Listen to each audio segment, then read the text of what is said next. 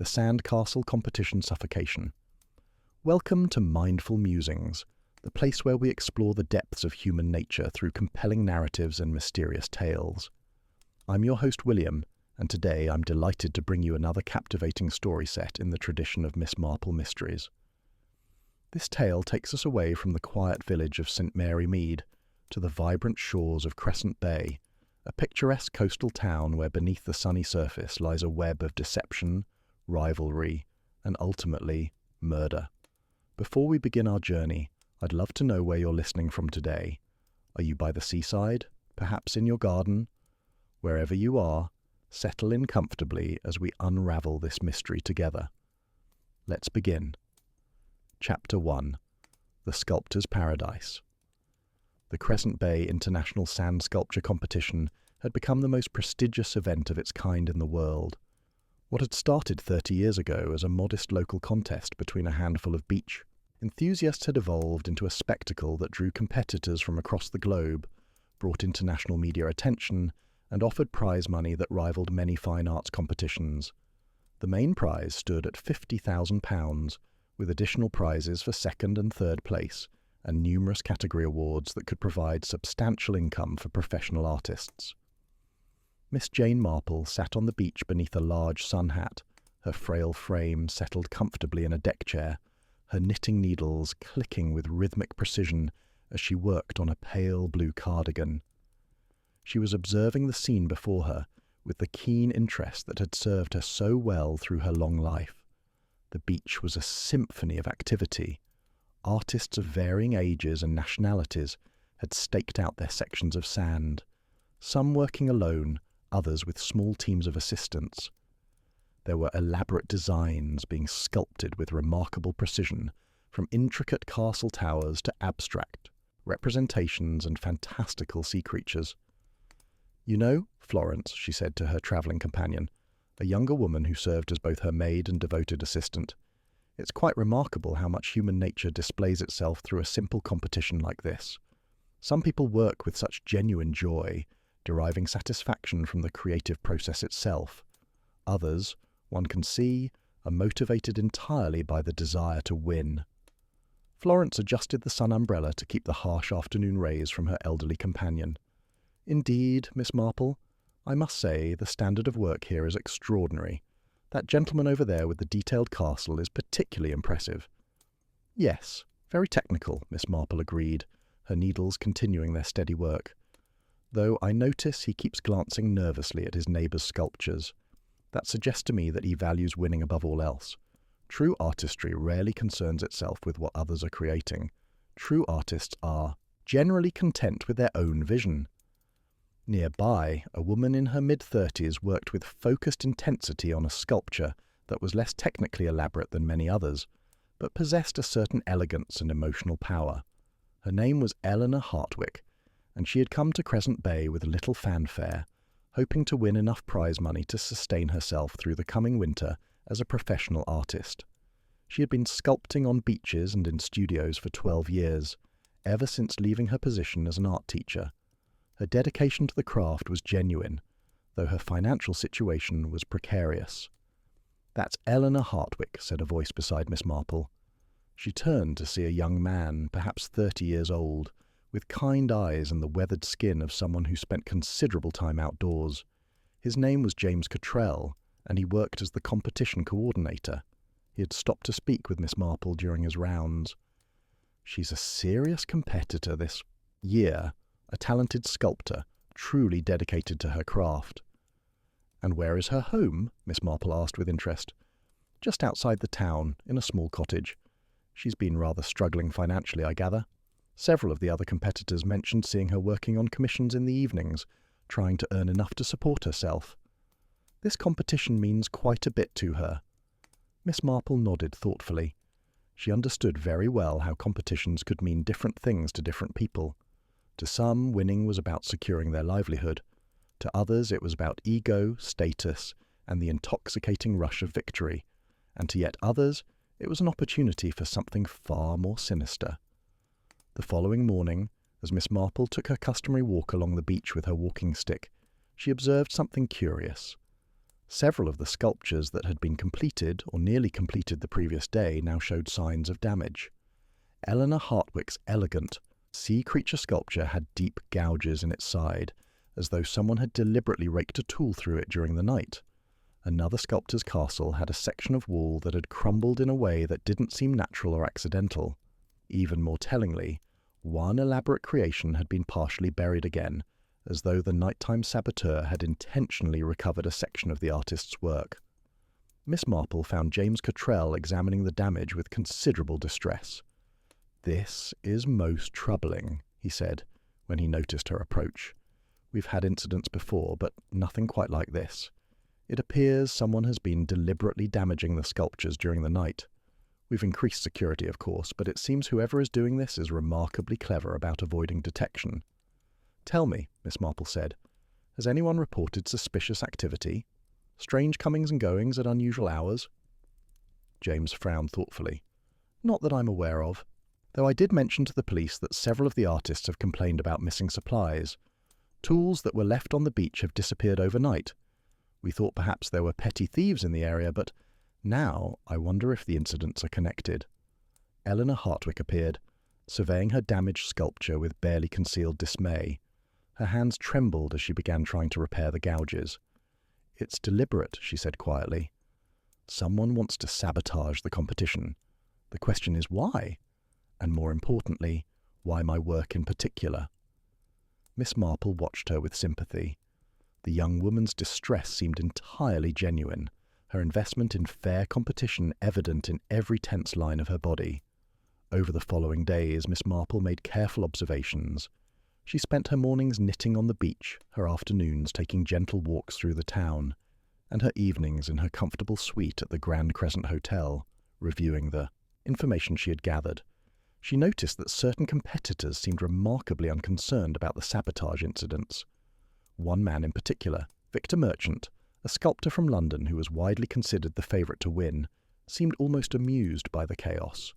He was a man of perhaps 50 years, with the confident manner of someone accustomed to success. His sculptures were technically proficient, though to Miss Marple's trained eye, somewhat lacking in genuine artistic soul.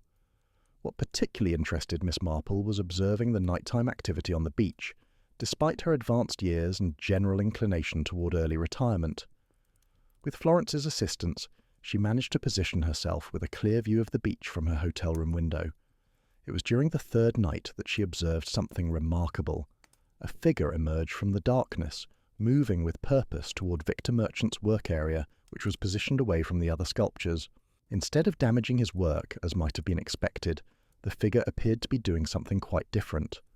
Through her binoculars, Miss Marple could make out that the person was actually strengthening the base and walls of Merchant's sculpture, carefully reinforcing sections that appeared weak.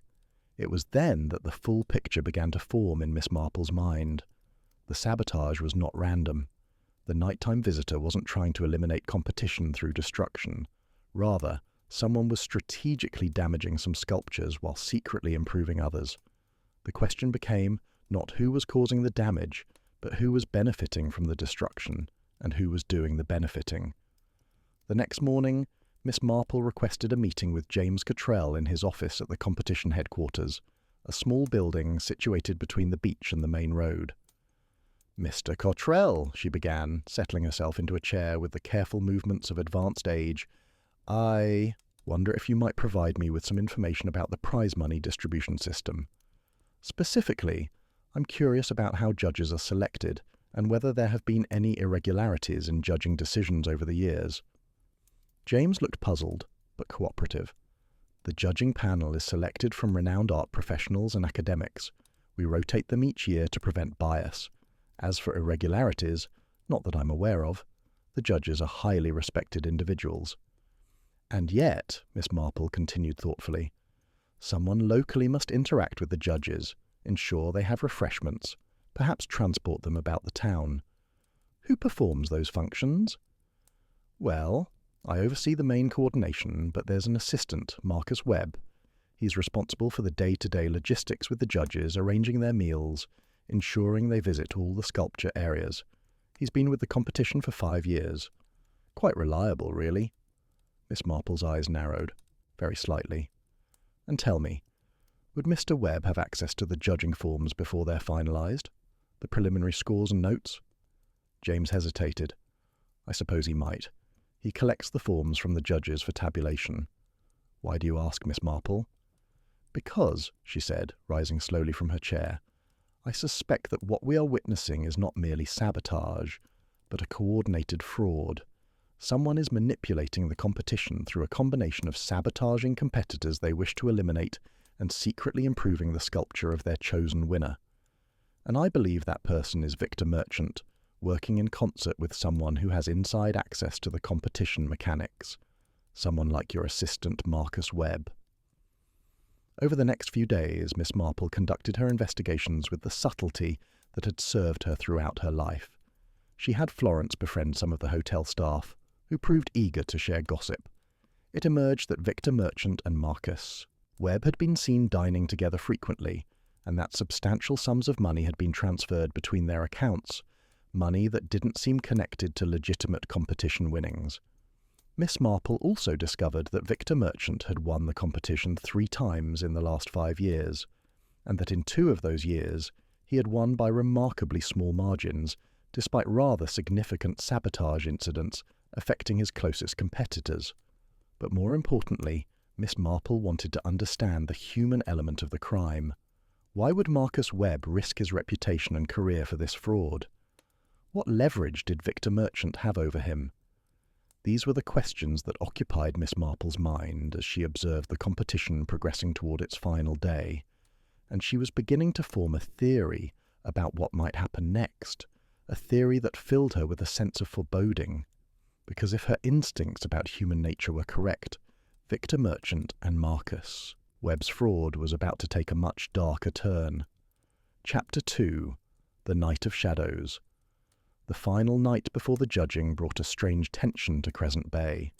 The beach was illuminated by the moon and the distant lights of the promenade. Most of the sculptors had completed their work and retired to the nearby hotels or their accommodations in the town. The competition regulations forbade any work on the sculptures after 8 o'clock in the evening on the final night, and security personnel were stationed at regular intervals along the beach to enforce this rule. Miss Marple, however, remained awake in her hotel room, positioned once again at her window with binoculars and a clear view of the beach below. Florence slept in the adjacent room, but Miss Marple had insisted on keeping watch through the night. At approximately 3 in the morning, she observed movement on the beach. 2 figures emerged from the shadows, and Miss Marple's suspicions were confirmed when she recognized the distinct silhouettes of Victor Merchant and Marcus Webb. They moved with practiced stealth toward Eleanor Hartwick's sculpture, which had been repaired and now stood impressive in its restored elegance. But it was not Eleanor's work that concerned them.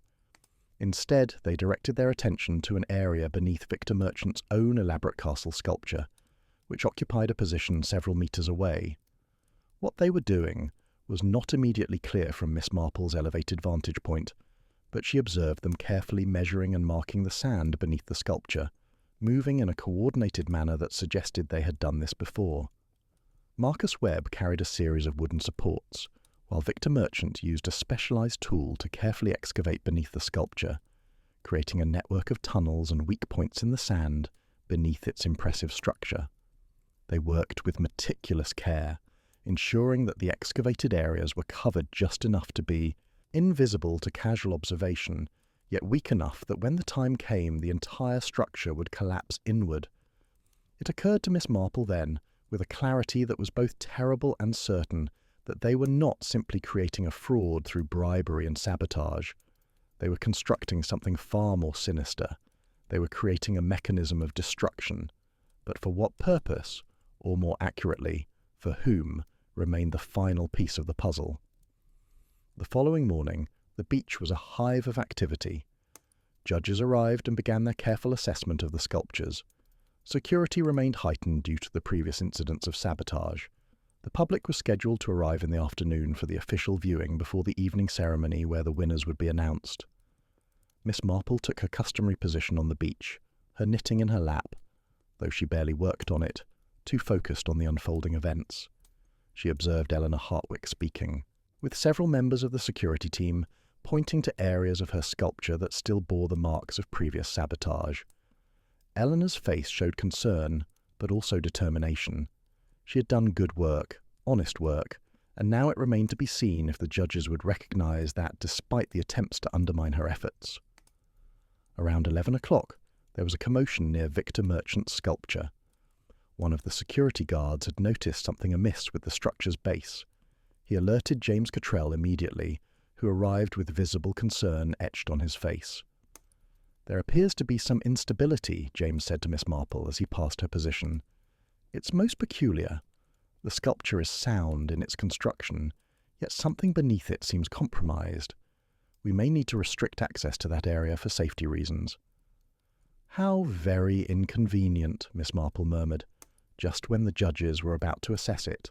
She observed Victor Merchant's reaction to this development with particular interest. He showed no surprise, which was interesting. Instead, he seemed almost expectant, as though he had anticipated this development.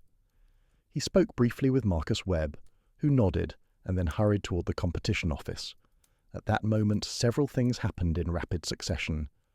A commotion arose from the area near Eleanor Hartwick's sculpture. A crowd of people had gathered, and distressed voices were calling for assistance. Miss Marple, moving with surprising speed for her age, made her way through the gathering crowd. What she found was deeply troubling. Eleanor Hartwick lay on the sand beside her sculpture, conscious but clearly in severe distress. Her leg was twisted at an unnatural angle, and she was breathing shallowly, her face pale. It appeared that she had fallen near her sculpture and sustained a serious injury. "What happened?" Miss Marple asked the nearest security guard. "We're not entirely certain, miss. She was examining her sculpture, explaining the details to one of the judges, and the next thing we knew, she was on the ground. Perhaps her foot caught on something, or she slipped in the sand." But Miss Marple was looking at Eleanor's sculpture more closely, and her keen observation revealed something disturbing. The section where Eleanor had been standing showed signs of recent disturbance. It was the area that had been most severely damaged by the previous night's sabotage, the area that Eleanor had spent hours repairing. And beneath the surface, Miss Marple could see that the sand had been deliberately excavated, creating a weakness that would give way under even moderate weight. An ambulance was called, and Eleanor was carefully transported to the hospital in the nearby town.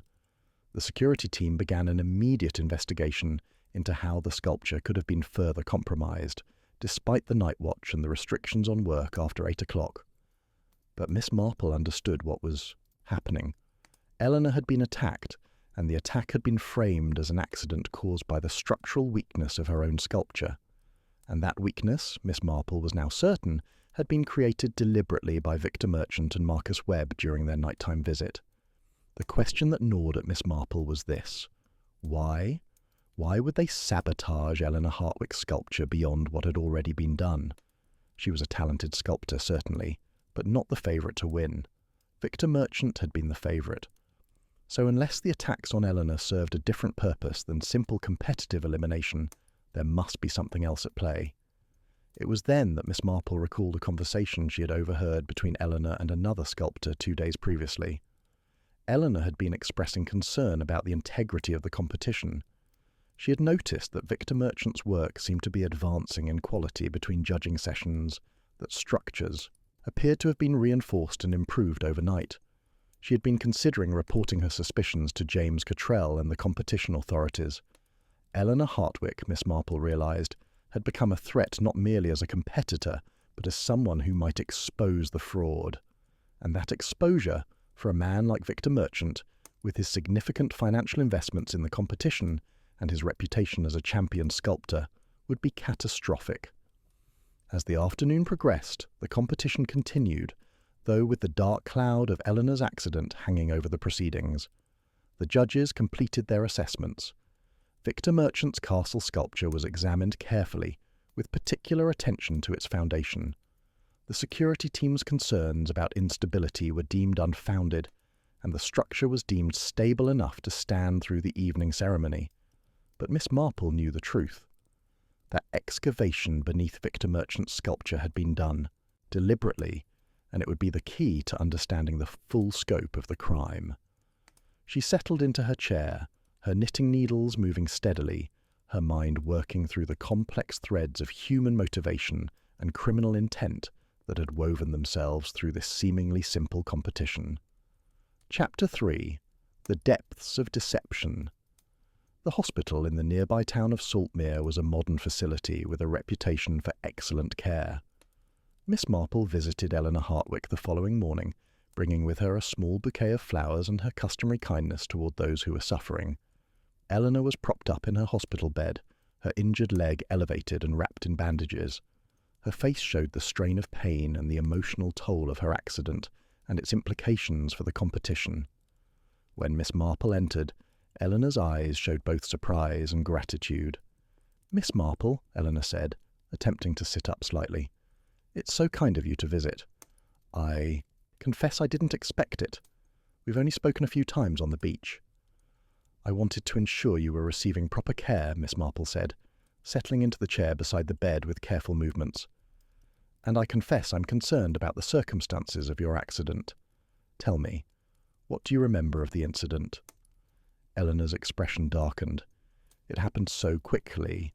I was standing near my sculpture, pointing out some of the technical details to one of the judges, explaining the design.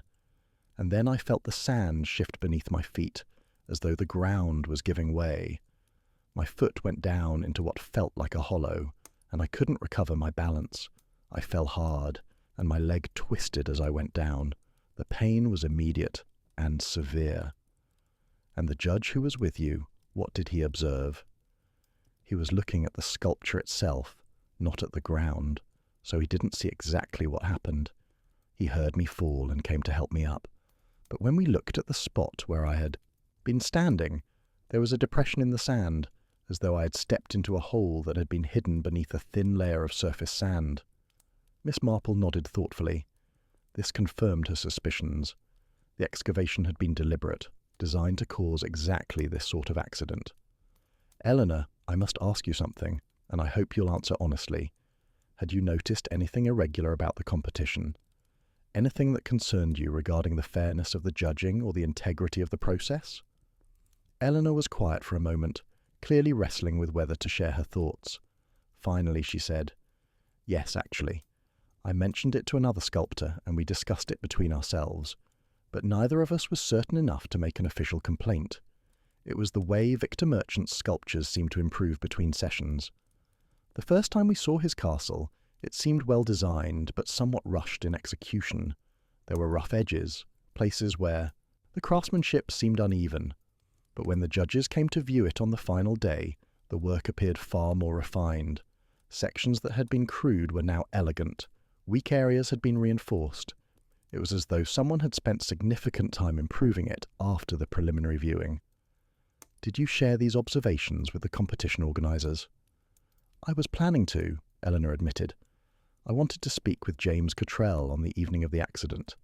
I was going to ask him about the procedures for ensuring that sculptures aren't altered between judging sessions. But then I was injured, and everything became muddled and confused." Miss Marple felt a chill of certainty run through her. Eleanor had been about to expose the fraud, and the accident had been engineered specifically to prevent that exposure and to remove her from contention in the competition. After leaving the hospital, Miss Marple returned to her hotel and requested a meeting with James Cottrell. She asked him directly about the procedures for monitoring the sculptures between sessions, about whether he had noticed any improvements in Victor Merchant's work, and about the responsibilities of Marcus Webb in relation to the judging process. James looked increasingly uncomfortable as she asked her questions. "Miss Marple, I'm not certain what you're implying, but—" "I'm not implying anything," Miss Marple interrupted gently but firmly. "I'm observing facts and asking for clarification.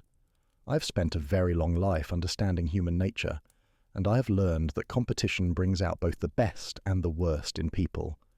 Right now, I am asking you directly, have you observed any irregularities in the competition that have concerned you?" James was silent for a long time. Finally, he said quietly, "Yes.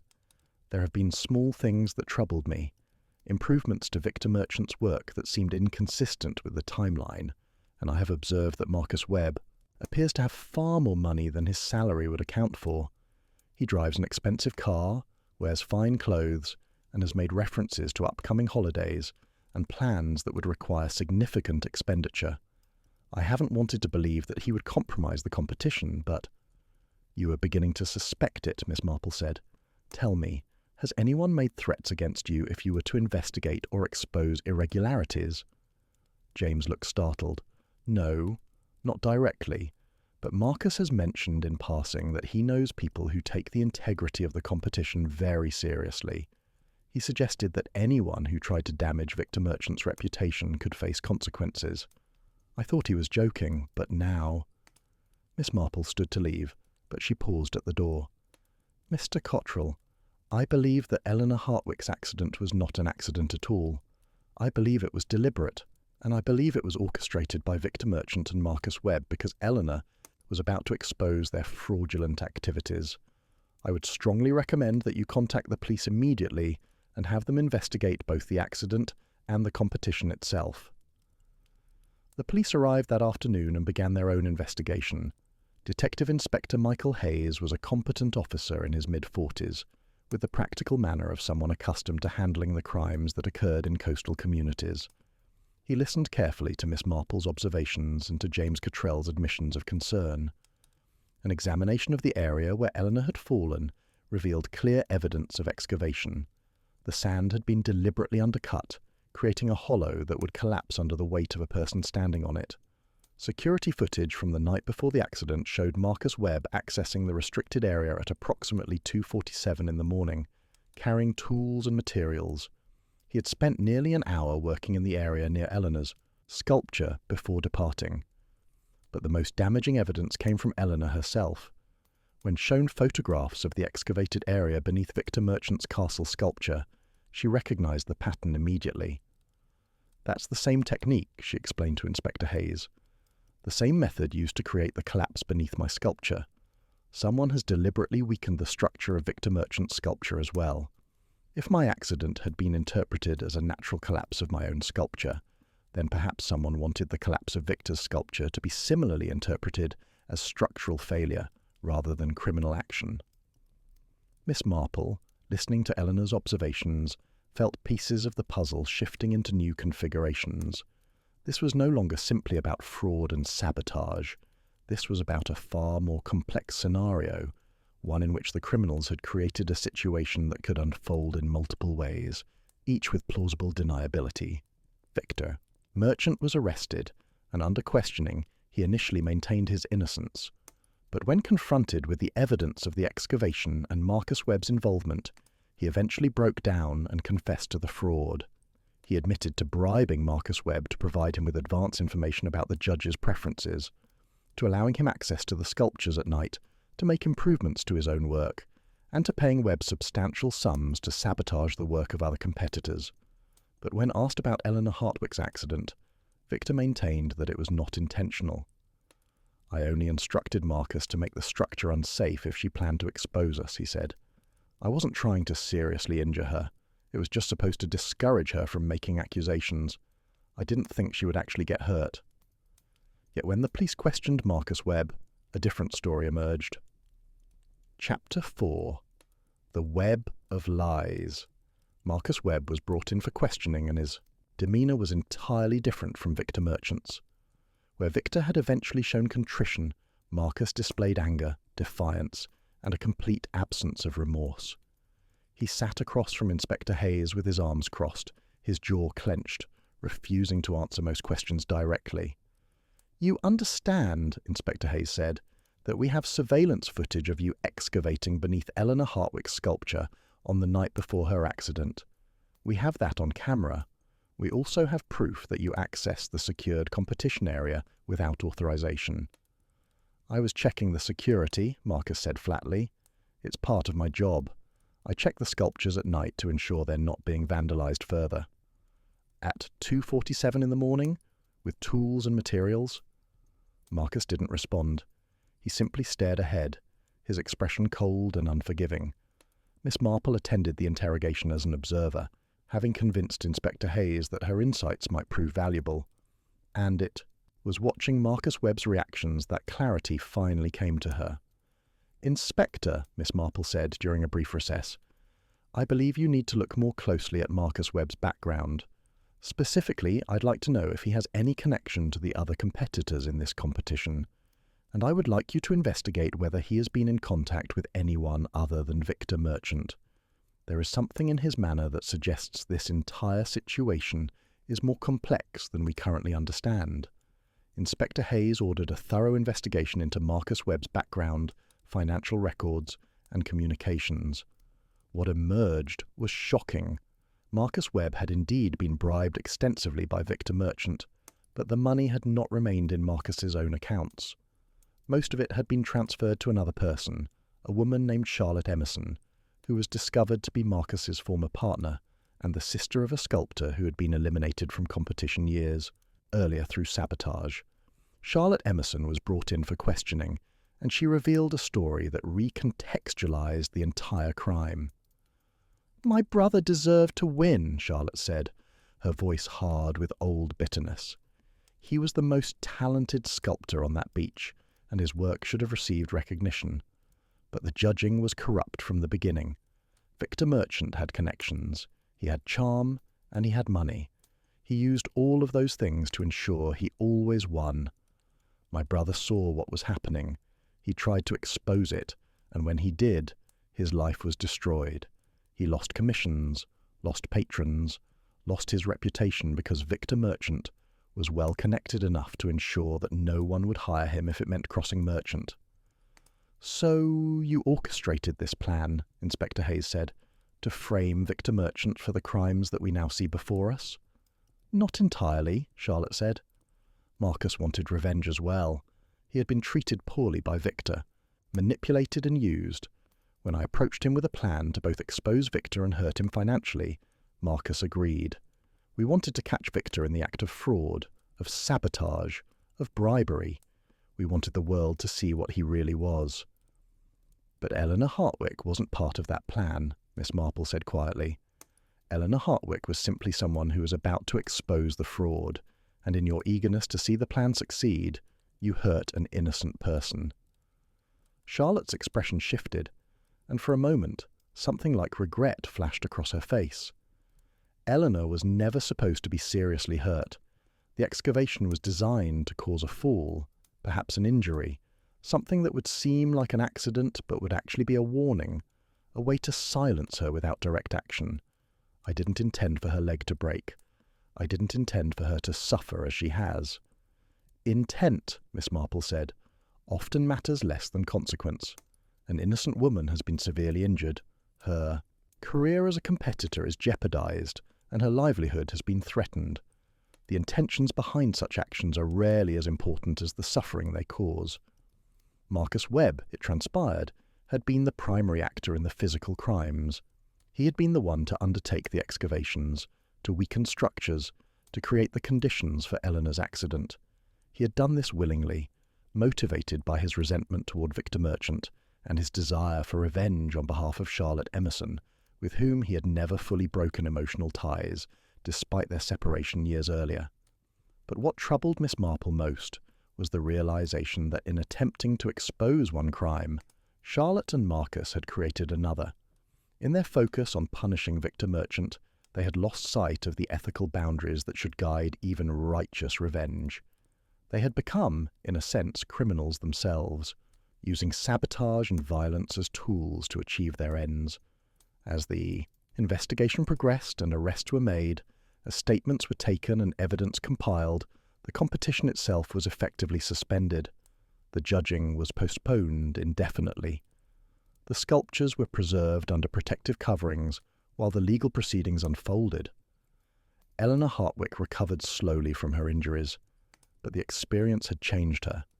When Miss Marple visited her in the hospital again, Eleanor was quiet, withdrawn, struggling with more than just the physical pain of her broken leg. "I don't know if I want to compete anymore," Eleanor said. "I came here hoping to find validation through my work, hoping that if I created something beautiful enough, the judges would recognize it. But all of that seems hollow now. The competition itself has been revealed as corrupt, and in the process of trying to expose that corruption, someone was willing to hurt me. What does that say about the world of art and competition? "It says," Miss Marple replied gently, "that human nature is complex and that our actions often have consequences we don't anticipate. But it also says that there are still people of integrity, people like yourself who work with honesty and care. Those people matter. Your work matters. Don't let the crimes of others define the value of your own creation."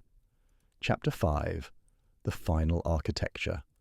As the criminal investigations proceeded and the police prepared their case against Victor Merchant, Marcus Webb and Charlotte Emerson, Miss Marple found herself drawn back to the beach to examine Victor Merchant's castle sculpture more closely. It had been preserved under protective covering, a carefully maintained crime scene and piece of evidence. Inspector Hayes granted her access, understanding that her observations had proven invaluable throughout the investigation. Standing before the elaborate structure, Miss Marple was struck by its undeniable technical excellence. It was a masterwork of sand sculpture, intricate towers and walls, detailed crenellations, even tiny sculpted figures adorning the ramparts. Looking at it, one could almost forget that it was made of nothing but sand and would eventually be washed away by the sea. "It's quite remarkable, isn't it?" James Cottrell said, joining her in her observation.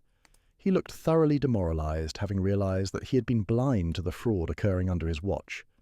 "It is indeed," Miss Marple said, "and that is precisely what makes it so troubling. The sculpture is beautiful, technically proficient, genuinely impressive, yet it was created through a lie, built on a foundation of fraud and cheating, and beneath it, quite literally beneath it, is excavation and weakness designed to make it collapse." She paused, looking at James.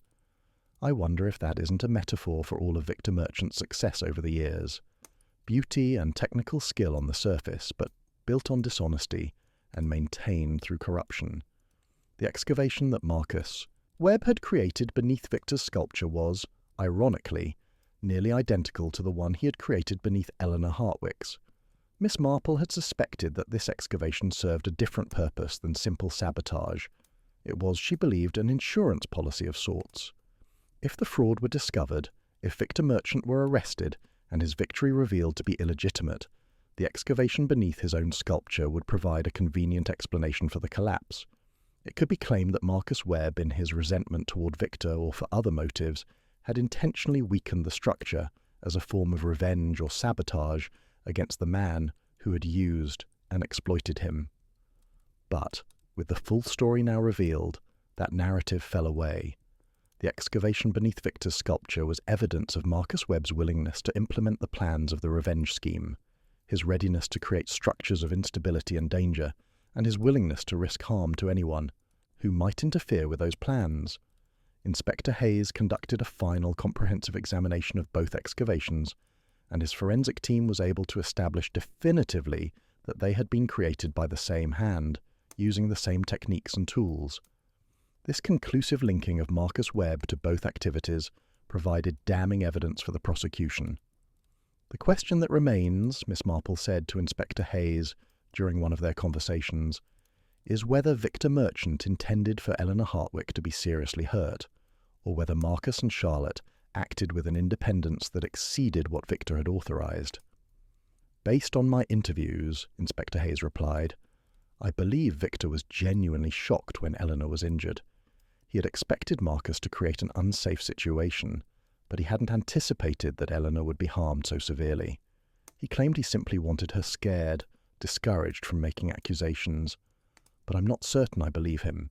Entirely. When you employ people to undertake dangerous actions, you must accept responsibility for the consequences, whatever they may be." Miss Marple nodded. "Indeed. One cannot separate the intention from the result, when the result flows naturally and foreseeably from the intention. Victor Merchant set in motion a series of events that he should have foreseen would result in harm. He is therefore culpable, whether he explicitly intended Eleanor's suffering or not." The legal proceedings unfolded over the following weeks. Victor Merchant, Marcus Webb, and Charlotte Emerson faced multiple charges including fraud, assault, and conspiracy. The trial drew considerable media attention, as such cases often did, and Miss Marple found herself obligated to testify regarding her observations and suspicions. On the stand, Miss Marple presented her evidence calmly and precisely. She described the patterns she had observed, the improvements made to Victor's sculpture between sessions, the nighttime activities of Marcus Webb, and the deliberate excavation designed to cause Eleanor's accident. She was cross-examined rigorously by the defense attorneys, but her observations held firm. Her decades of understanding human nature had taught her to see beyond obvious appearances, and that skill served her well in the courtroom. The verdict came after 3 weeks of testimony and deliberation. Victor Merchant was convicted of fraud, conspiracy, and assault, causing grievous bodily harm. Marcus Webb was convicted of the same charges, with additional convictions for creating dangerous conditions. Charlotte Emerson was convicted of conspiracy and assault charges, though the jury showed some leniency in her case, recognizing that her motivations stemmed from a genuine injustice suffered by her brother, even though her methods had been reprehensible. Sentencing came a month later. Victor Merchant received 4 years in prison, Marcus Webb received 5 years, and Charlotte Emerson received 2 years. It was a measure of justice that felt both satisfying and incomplete, as justice so often does in complex cases where multiple victims and multiple perpetrators intersect in tragic ways. Chapter 6. The Sculptor's Recovery. 3 months after the accident, Eleanor Hartwick was discharged from the hospital and returned to her cottage on the outskirts of Crescent Bay. Her leg was healing well, though she would require months of physical therapy before she could return to the demanding physical work of sculpture. Miss Marple visited her shortly after her return, bringing with her a small plant for Eleanor's garden. Eleanor was moving about on crutches when Miss Marple arrived, her face showing both gratitude and lingering pain. They sat in Eleanor's modest living room, and Miss Marple observed with some satisfaction that Eleanor's cottage walls were covered with photographs of her previous sculptures, evidence of years of dedicated artistic work. "How are you? Managing?" Miss Marple asked, settling into a comfortable chair. "As well as can be expected," Eleanor said. "The physical therapy is progressing. The doctors say I should regain full function of my leg, though it may take several months. What troubles me more is the psychological aspect.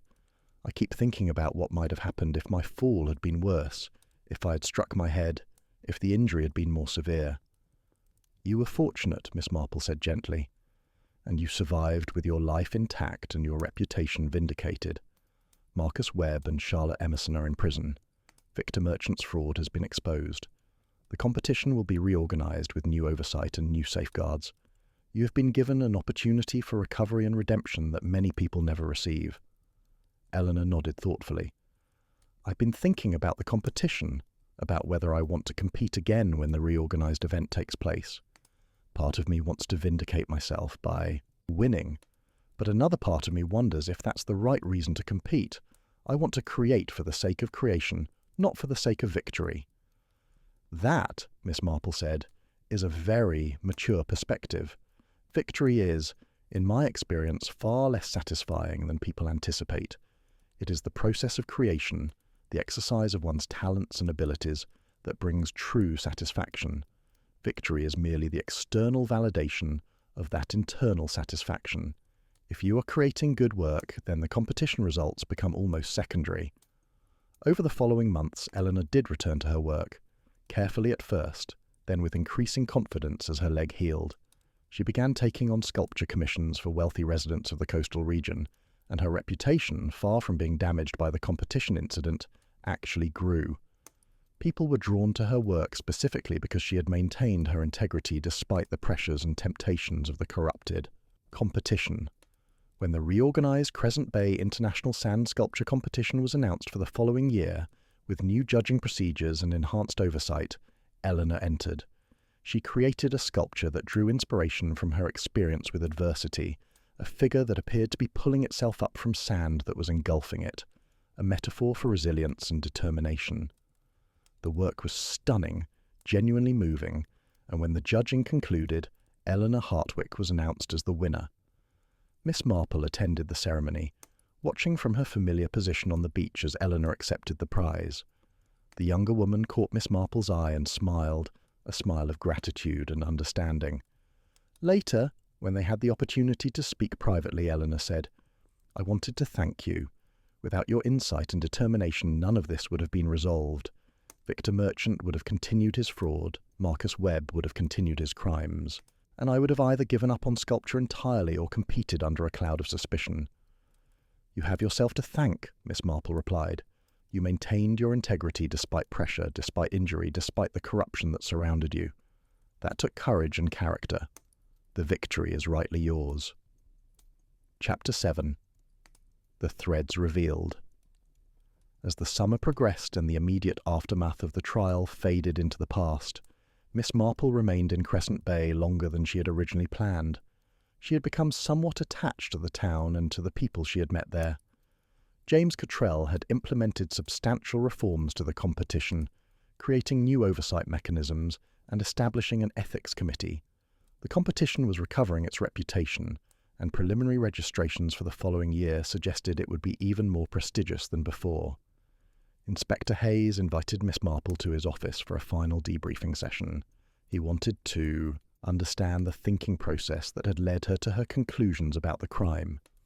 "Tell me," he said, settling back in his chair across from her, "when did you first suspect that this was not simply vandalism and sabotage, but something more complex?" Miss Marple considered the question carefully, her knitting needles creating a gentle rhythm as she worked. "It was when I observed someone strengthening Victor Merchant's sculpture during the night, rather than damaging it. That action revealed that the sabotage was not random, it was strategic and selective. That suggested a coordinated effort rather than the work of a disgruntled saboteur." "And Eleanor Hartwick's accident?" "That was the turning point," Miss Marple said. "When I realized that Eleanor had been planning to expose the fraud, and that she was subsequently injured in what appeared to be a structural accident, I understood that we were dealing with people who were willing to commit violence to protect their scheme. That suggested a motivation that went beyond simple fraud. Fraud is about money and pride, but violence suggests revenge, desperation, or something more deeply personal." Inspector Hayes nodded. Charlotte Emerson's involvement was the element that made this case so complex. She was ostensibly trying to expose Victor Merchant's corruption, yet in doing so, she committed crimes herself. "Yes," Miss Marple agreed, "and that is the tragedy of revenge. It often leads the avenger to become as morally compromised as the person they are attempting to punish. Charlotte Emerson was motivated by a genuine injustice, the sabotage of her brother's career by Victor Merchant years ago. But instead of seeking justice through legal channels, she attempted to achieve it through deception and violence. In doing so, she became a criminal herself, and an innocent woman suffered as a result. Do you think Marcus Webb would have participated in this scheme without Charlotte's involvement?" Miss Marple paused in her knitting. "That is an excellent question. I believe that Marcus Webb was a weak man, easily manipulated and eager to justify his resentment toward Victor Merchant. Without Charlotte's influence and motivation, he might have grumbled about his treatment, but done nothing. With her influence, he was drawn into criminal activity. That does not absolve him of responsibility, but it does suggest that he was more a tool than an independent agent in the crime." Inspector Hayes leaned forward. "Do you believe the sentences were just?" "Justice," Miss Marple said thoughtfully, "is an imperfect thing. 4 years for Victor Merchant may seem lenient for someone who orchestrated fraud and violence, yet substantial for someone who claims he did not intend for anyone to be seriously hurt. 5 years for Marcus Webb reflects the physical danger he created and his role as the primary executor of the violent aspects of the scheme. 2 years for Charlotte Emerson suggests that the courts recognize both her guilt and her motivation, offering some leniency but still holding her accountable. And Eleanor Hartwick, is she receiving justice?" "Eleanor is receiving something better than justice," Miss Marple said. "She is receiving vindication and opportunity. Her talent is being recognized. Her integrity has been validated. She will build a successful career on the foundation of the reputation she has earned through this ordeal. In that sense, she has received something more valuable than any legal judgment could provide." Before leaving Crescent Bay, Miss Marple made one final visit to the beach. She stood at the water's edge, watching the waves, thinking about how the sand that had been sculpted into intricate structures just months ago had been returned to its natural state. The sculptures were temporary, subject to the inexorable forces of nature and time. But the lessons they had taught, the crimes they had exposed, and the growth they had sparked in those involved would endure. Florence found her there, the elderly woman's silhouette framed against the setting sun. "Are you ready to return to the village, Miss Marple?" Florence asked gently. "Yes," Miss Marple said. "I believe I am. This has been a most instructive interlude, but I find I miss the familiar patterns of St. Mary Mead. There is comfort in routine and in the gentle complications of village life." They returned to the hotel to pack their belongings, and Miss Marple took one last look at Crescent Bay. The town that had seemed so serene upon her arrival had proven to contain depths of corruption and violence, but also of courage and redemption. The human capacity for both great wrong and great good remained, in her experience, the most enduring mystery of all. Chapter 8. The Unravelling Pattern. 6 months after the trial concluded, Miss Marple received a letter from Eleanor Hartwick. She opened it while sitting in her familiar chair in her cottage in St. Mary Mead, the winter rain pattering against the windows, her knitting needles working steadily on a new project. The letter spoke of Eleanor's continued recovery and her success in securing several significant commissions for sculptures from collectors and businesses throughout the region. But more importantly, it spoke of something else entirely. Eleanor had received a visitor at her cottage, a man in his early 60s who had introduced himself as Thomas Ashford, a sculptor and art professor. Thomas had been following the competition and the trial with interest, and when he had seen Eleanor's winning sculpture from the reorganized competition, he had been moved by its power and emotional depth. He had traveled to Crescent Bay specifically to meet Eleanor and to offer her a position teaching sculpture at a prestigious art university. "The offer came as a complete surprise," Eleanor wrote, "but it is something I am seriously considering. The university would provide me with a stable income, access to excellent facilities, and the opportunity to work with talented students. It would require me to relocate, leaving behind the cottage and the town where I have built my life these past years. But it would also offer me opportunities I never thought possible, and it would mean that I could help ensure that the next generation of sculptors learns not just technical skills, but also the importance of artistic integrity." Miss Marple set down the letter and smiled. This was as it should be, she thought.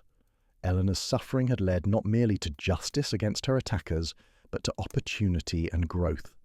The young woman was moving forward, building a life that offered both security and fulfillment.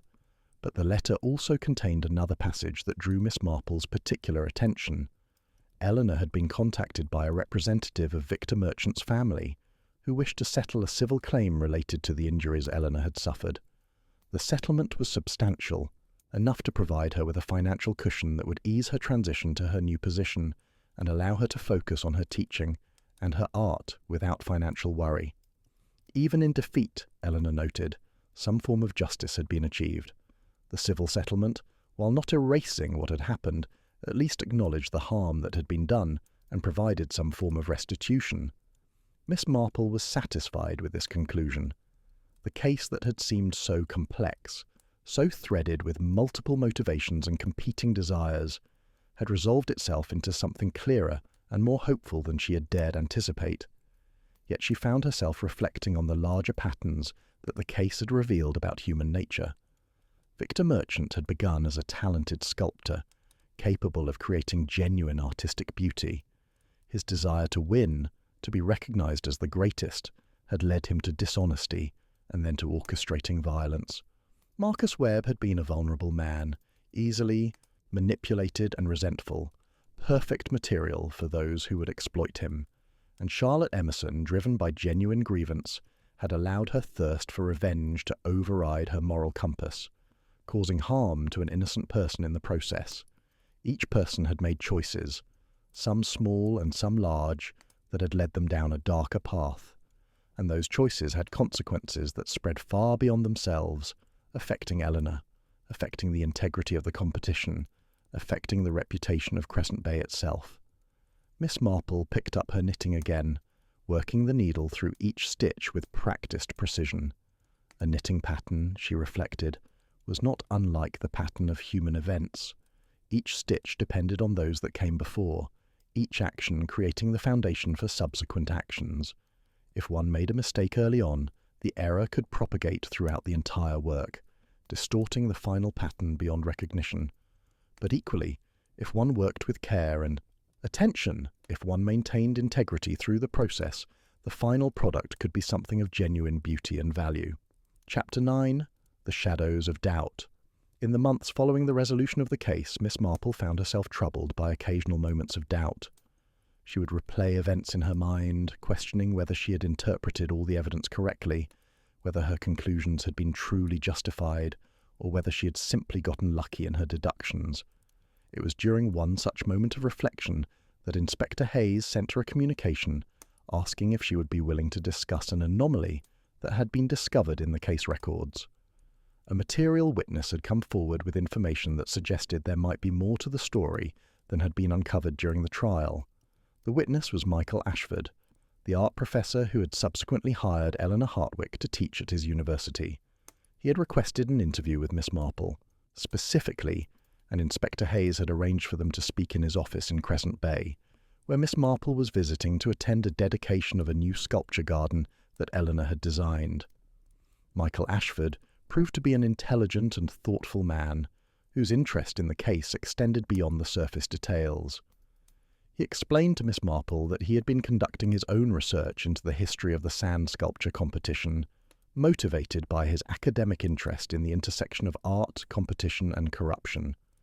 "What I discovered," Michael said, "is that Victor Merchant's fraudulent activities may have extended further back than the prosecution was able to prove. I found evidence suggesting that he had been engaged in similar schemes for at least a decade, possibly longer. The question that troubles me is whether the authorities really pursued all the evidence, or whether they were satisfied with convicting him for the more recent crimes and left his earlier fraud unexamined." Miss Marple listened carefully, her blue eyes attentive and thoughtful. "Tell me what evidence you have discovered," she said. Michael produced documents, financial records, and interview notes from sculptors who had competed against Victor Merchant in previous years. He had found several artists who claimed that their work had been sabotaged, that their sculptures had been damaged or compromised in ways that seemed deliberate. Some of them had suspected fraud in the judging, though none had been able to prove it. What Michael had done was trace the pattern of Victor Merchant's victories over time, analysing the dates, the locations, the judges involved, and the circumstances of each competition. The pattern was clear.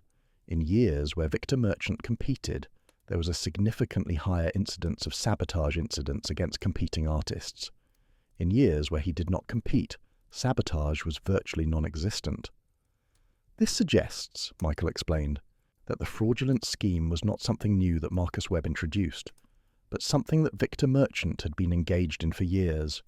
Marcus Webb may have simply been a later iteration of whatever arrangement Victor had, with accomplices in previous competitions."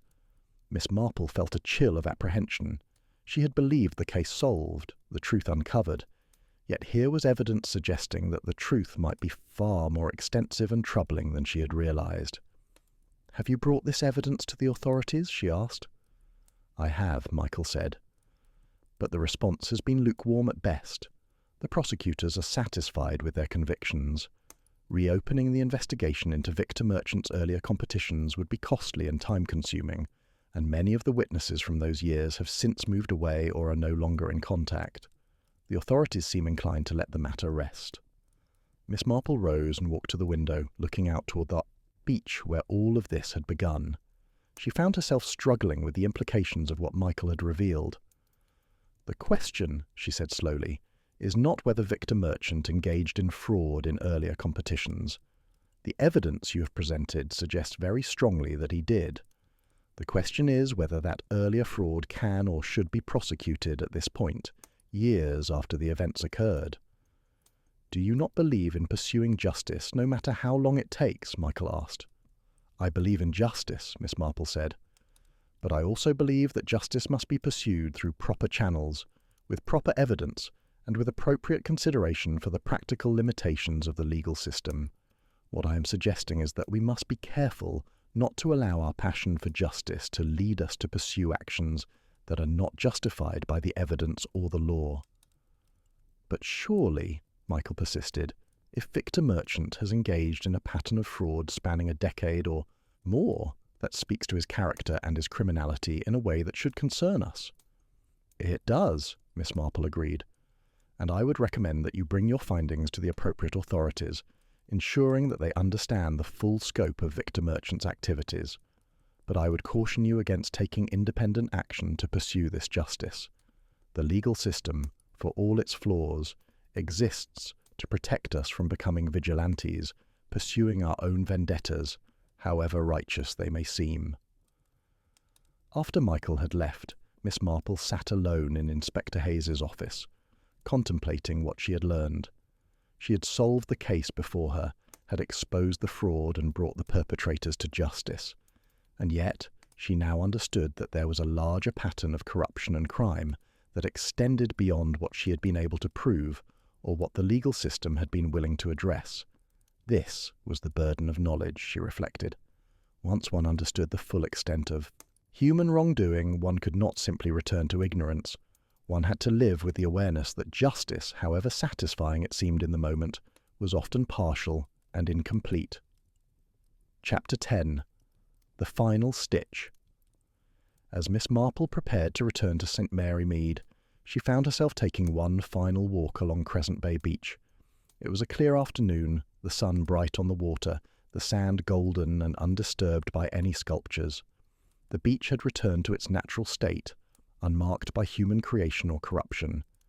In the distance, she could see the new sculpture garden that Eleanor Hartwick had designed, a permanent installation featuring works by multiple artists, each piece a celebration of artistic integrity and human resilience. Eleanor herself was there, conducting a small tour for visitors interested in the garden. When she saw Miss Marple approaching, Eleanor excused herself from the tour group and came to greet her. "Miss Marple," Eleanor said warmly, "I'm so glad. You came to see the garden. Professor Ashford and I have been working on it for months. It represents everything we believe about art and competition."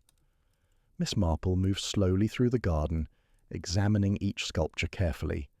They were diverse in style and subject, ranging from abstract forms to representational figures, but each one conveyed a sense of authenticity and genuine artistic vision.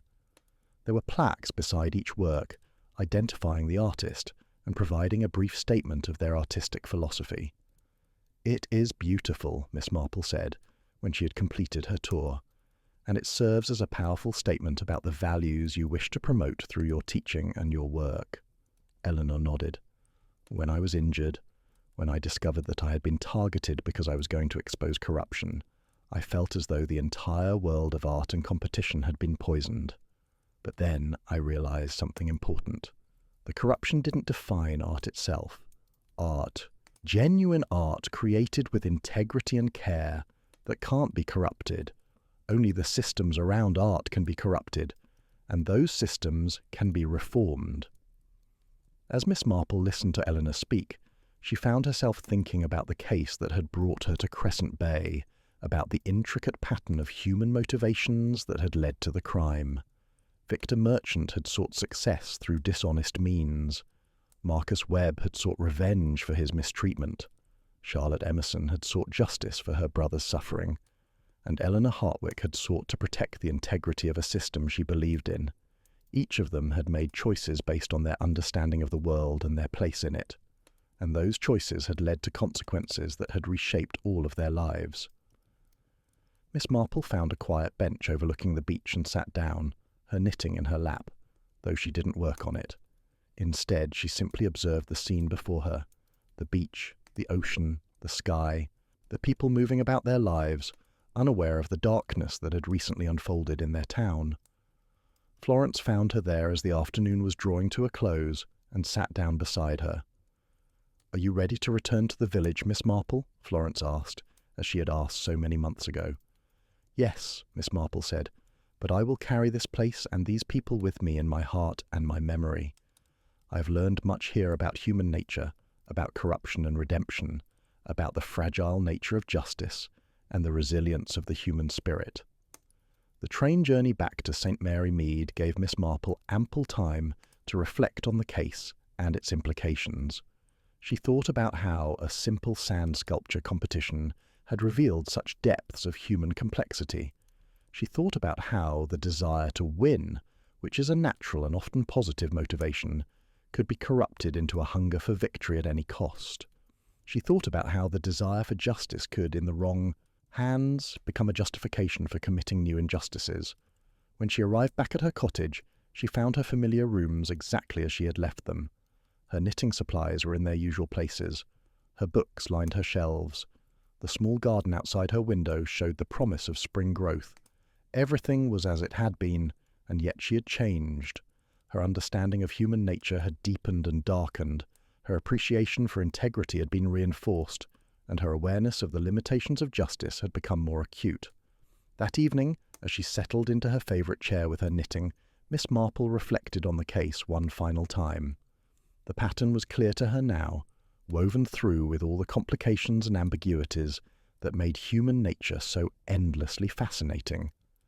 Victor Merchant had been a talented artist who had allowed his desire for recognition to corrupt his integrity. Marcus Webb had been a vulnerable man seeking validation through someone else's success and revenge against someone he believed had wronged him. Charlotte Emerson had been motivated by a genuine sense of injustice, yet had allowed that motivation to justify actions that harmed an innocent person. Eleanor Hartwick had been a symbol of integrity, a person who had maintained her values despite pressure and injury. And Miss Marple herself had been a witness, an observer, a detective seeking truth. She had used her understanding of human nature to uncover the crime, but she had also been humbled by the realization that truth was complex, that justice was partial, and that human motivation was rarely simple or purely good, or purely evil. She thought about the sand sculptures that had been the focus of the competition. They were beautiful, temporary creations, destined to be worn away by wind and water. In that way, they were a perfect metaphor for human achievement. All that we create, all that we accomplish, is temporary. What endures is not the physical creation, but the character we develop in creating it, the integrity we maintain, and the lessons we learn from our successes and failures. Miss Marple picked up her knitting and began to work on a new pattern, one that she had been contemplating designing for some time. It would be complex, requiring careful attention and precision, with room for small variations and individual expression within the overall design. Much like life itself, she thought, much like the intricate patterns of human behaviour and human nature that had been revealed to her in Crescent Bay. As her needles clicked rhythmically, as the pattern took shape beneath her skilled hands, Miss Marple found herself at peace. The case was closed, the crimes punished, the innocent vindicated. Justice, incomplete as it always was, had been served, and she had been given once again the opportunity to understand something new about the human heart and the complex dance of right and wrong, good and evil, truth and deception that played out in villages and towns across the world. The fire crackled gently in her hearth, the rain began to fall outside her window, and Miss Marple continued with her work, her mind already turning toward the complexities of the village life that surrounded her, the small observations and minor irregularities that often held the keys to larger truths. For this was the gift and the burden of her particular talent, to see beneath the surface, to understand the patterns of human nature, and to recognize that in every community, in every competition, in every gathering of human beings, there existed the possibility of both great good and terrible wrong, and that it was only through careful observation, genuine compassion, and an unwavering commitment to truth that one could hope to navigate the labyrinth of human behaviour. The case of the sand castle competition Suffocation had ended. The pattern had been completed and secured. But the lessons it contained would endure, woven into the fabric of Miss Marple's understanding of the world, waiting to illuminate future cases, future mysteries, and future opportunities to defend the innocent and expose the guilty. This is William, your host on Mindful Musings, bringing you to the end of another tale of mystery and human nature through the eyes of Miss Marple. Thank you for joining me in Crescent Bay, for witnessing the unfolding of this complex case, and for sharing in Miss Marple's remarkable insights into the depths of the human character. I do hope you'll join me again for another story, another mystery, another opportunity to explore the infinite complexity of human nature. Until then, may you find peace and understanding in your own observations of the world around you. Goodbye.